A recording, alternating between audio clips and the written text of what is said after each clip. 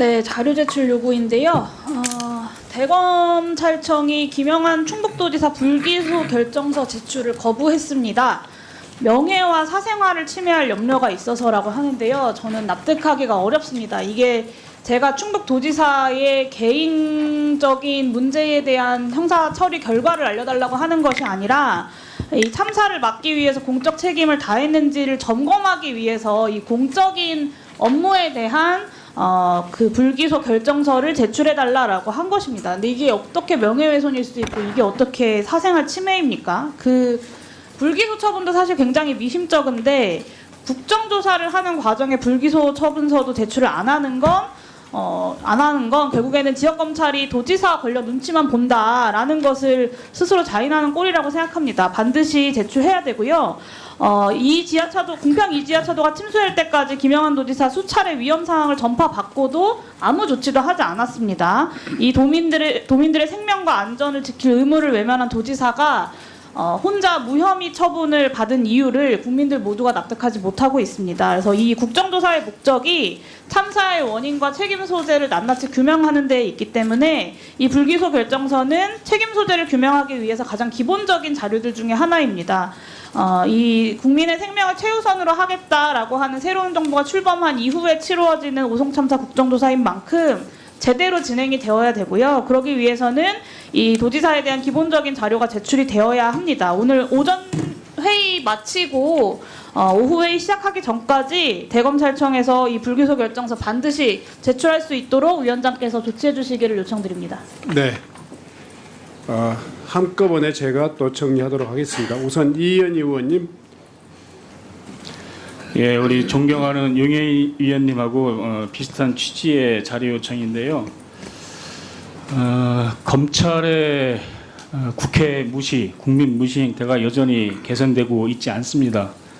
이번 국정조사는 2년 만에 국민적 요구에 의해서 그 진상을 다시 조사하기 위해서 개최가 됐는데 관련해서 도지사의 불기소 이유서와 수사 경과 그리고 도지사 수사 검토 자료 목록 그리고 수사 기간에 대해서 자료 요구를 했는데 수사 자료도 아니고 그 검토 자료 목록을 요구했는데 이게 어떻게 해서 사생활 침해가 되는 건지 도저히 이해가 되지 않습니다.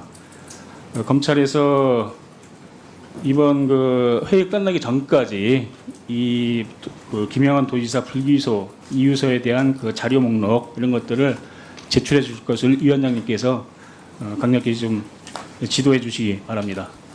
네. 정춘생 의원님 의사진행 발언해 주시기 바랍니다. 위원장님 기회를 주셔서 감사합니다.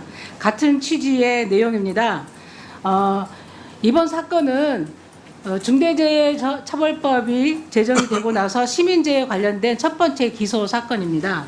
그런데 이 분명한 사건의 진상을 분명히 규명을 하고 책임자 처벌을 위해서는 이게 어떻게 수사가 되고 기소가 됐는지 그 과정이 필요합니다.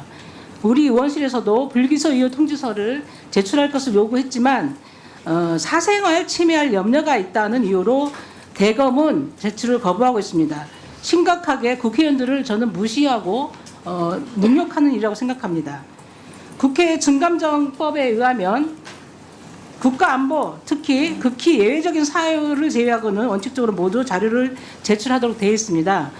이 사건의 진상규명과 원인규명 그리고 책임자 처벌을 위해서는 왜 충청북도지사만 불기소했는지 중대재해처벌법에 의해서 불기소했는지 우리는 알아야 합니다. 이유 통지서를 오늘 오후 회의 전에 반드시 제출해 주실 것을 요청드립니다. 위원장님 조치를 부탁드리겠습니다. 네. 유성곤 의원님 의사진행 발언해 주시기 바랍니다. 예, 저도 같은 취지인데요.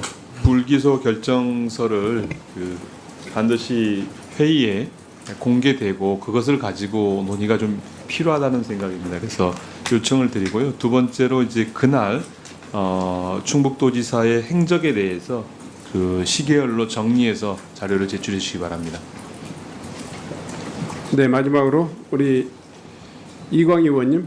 네, 청주 서원구의 이광입니다. 저는 그 경찰에서 사고가 있자마자 경찰들이 일부가 참여했다는 거짓 보고를 했다는 이유로 138명의 새로운 조사팀이 구성이 돼서 열흘 동안 조사를 합니다. 그럼에도 불구하고 검찰로 수사가 넘어가게 되는데요.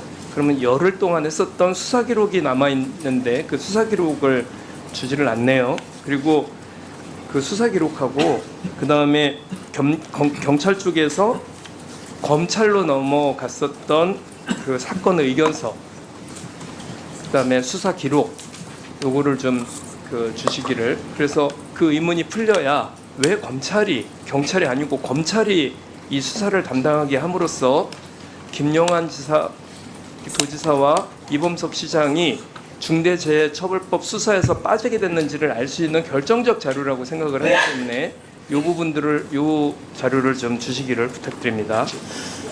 이상입니다.